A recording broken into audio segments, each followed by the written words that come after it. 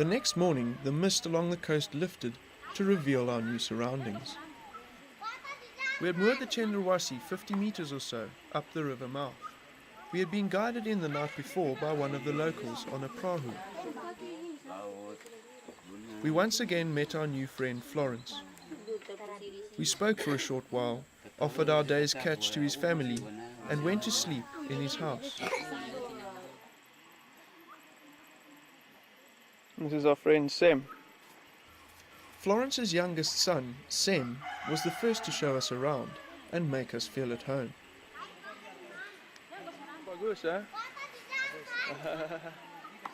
Situated at the mouth of a river, the village was picturesque and a hive of activity.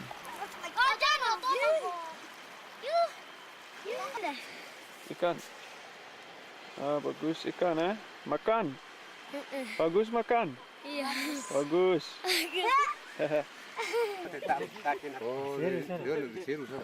They've just come back from hunting. They've killed a barbie, which is a wild pig. Makan. Bagus makan barbie, eh? Makan enak.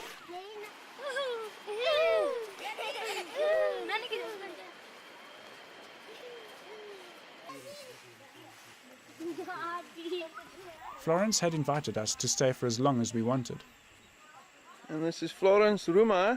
Yeah. Bagus. Bagus rumah. Accepting his offer, we emptied what we needed out of the Chenderwasi and put our gear inside the hut on the beach. As you can see, it's quite a nice big place we're staying at the moment. Florence had many people sleeping under his roof. There was Florence's 2 wives, his 2 sons, their 2 wives, his grandchildren, Sem, and now us. The amount of people staying would vary, as there were constantly people stopping over or other family members visiting.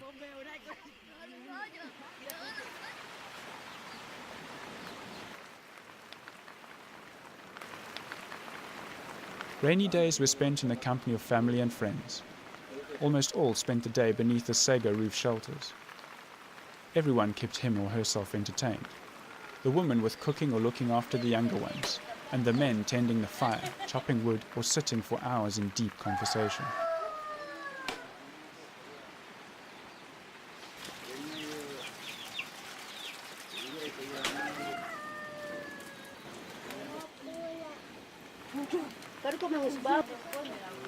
Frying these kalades and caspies which we had for breakfast.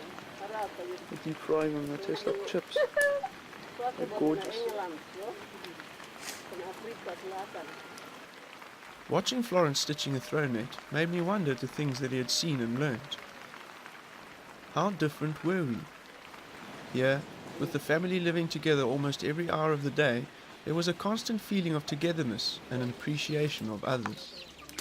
The warmth and homeliness was created by all having lived together for so long. In this world, strangers were meant to feel like family, provided for and given a safe place of refuge. It was in the open arms of Florence and his family that Bren and I were drawn into the circle of their lives. What made it different out here was that we hadn't put up our walls of self-protection, usually induced by fear and the mistrust of others. It was not like in the cities, where we as individuals are constantly fighting against one another in the race for survival and achievement. In a world like this one, far from the modern cannibals of the cities, it is easy to see how powerful empires took control of small civilizations just like these.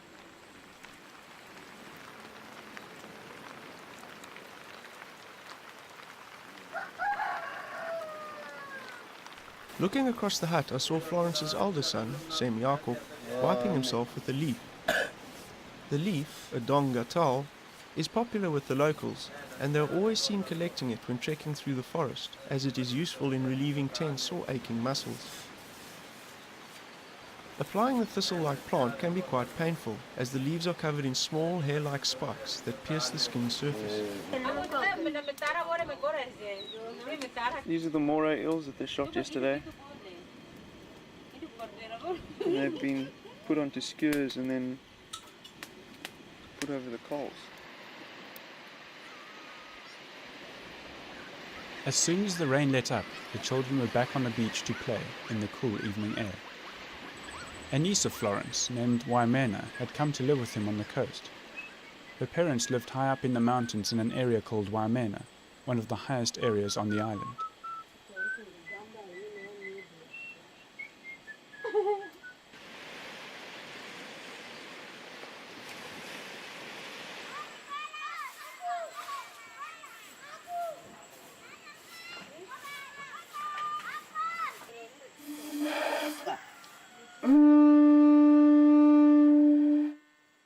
It was given to me as a gift today.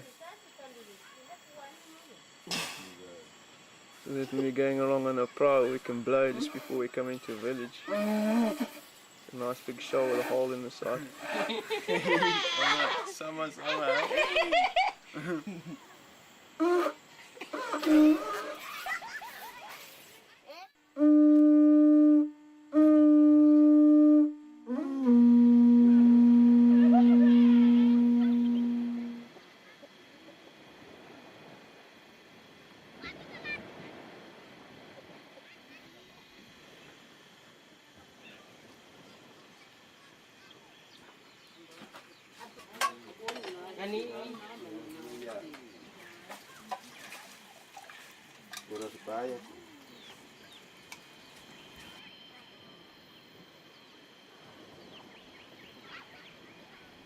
After shooting a buck and hanging it out for a few days so that the meat would tenderize, Sem removed the meat from the bag and placed it on the roof of the hut to dry. Now lying in the sun with flies laying eggs in it, we wondered how our stomachs would react to eating it once the meat had dried. It was not until days later that we were offered some of the dried meat, called dendem, and were surprised to find that there were no side effects to a few mouthfuls.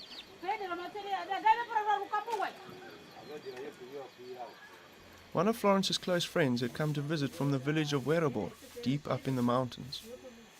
His name was Turembi, but Bren and I called him Papa Turembi. Florence's house was now quite full, as the Turembis had all come down to the coast to fish and trade for provisions. Our home on the beach was now a flurry of activity, with an extra family now all living together under the same roof. It was, however, very entertaining, and it felt great to have so many people around.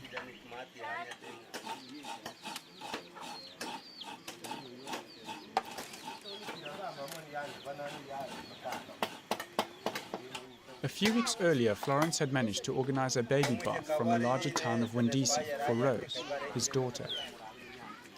It was Rose's first child, but one of Florence's many grandchildren, and one of the youngest children we had come across during our visits to any of the villages. I wondered how immune these smallest of children were to malaria or many of the tropical infections that occur in these parts. To raise a child in these conditions without medical assistance would seem to us an almost impossible task. Occasionally the means to start a fire would be hampered due to the lack of matches or lighters. The locals would then return to their traditional ways of making fire, and Florence was only too happy to demonstrate to us city boys how they did this.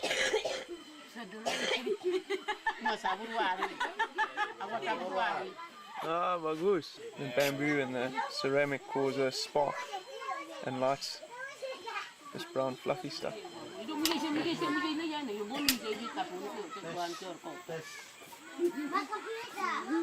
Bagus.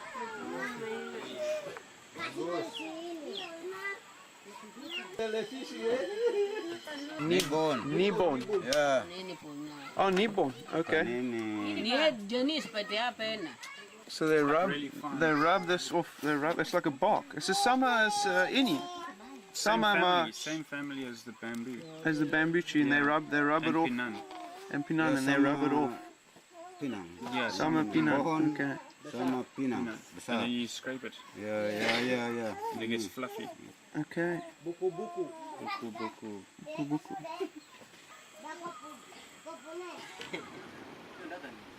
One of the most common foods on the island is that of sago. Long stringy substance like that has absolutely no taste whatsoever. The sago pulp is derived from the sago palm and is mixed with hot water to create a rubbery substance called bapera. And what they do is they steam fish or boil fish or bake it, and then they make a sauce with some chilies, and they put it together, and you roll the sago in the chili sauce with the fish and you eat it. Without the fish you wouldn't really taste anything. The sago does have a very strange, subtle taste to it. I can't quite make it out.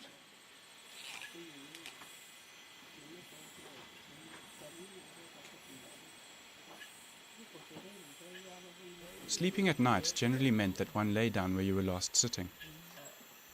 Seeing all these people lying around reminded me of a weekend away in a commune.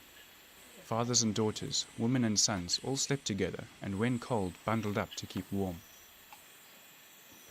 It was an unusual sight for us, for we were used to having our own rooms, with parents and children sleeping separately.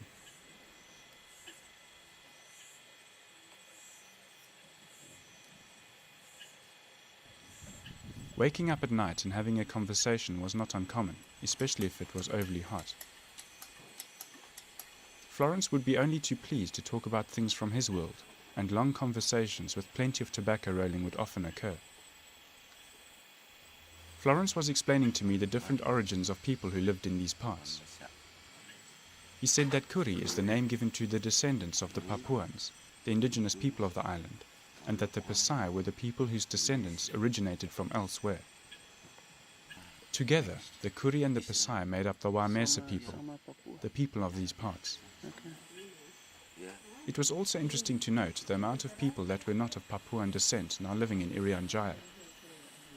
Thousands had been moved away from overpopulated areas such as Java, Bali and Sulawesi by the Indonesian government. Jaya and I had spoken to numerous local Papuans about the political situation, and most were less than happy at the way their land was being used. In fact, the name Irian Jaya was used little by the locals, as it symbolized ownership by Indonesia. They preferred to call their land Papua.